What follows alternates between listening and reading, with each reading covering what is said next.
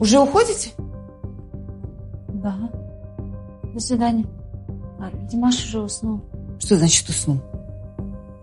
Но он за целый день переутомился. Айман, тебе не кажется, что Димаш слишком рано лег спать?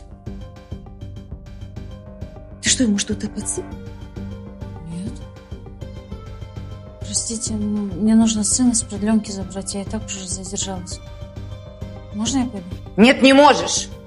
Айман, будем делать анализ крови. А ты быстро звони в свое агентство, будем разбираться, поняла?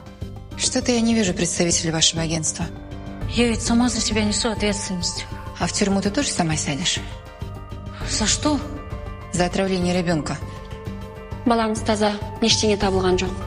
Ұйықтататын дәрі де, алкоголь де, ешқандай дәрілік немесе есірткілік заттар жоқ. Что стоим по домам?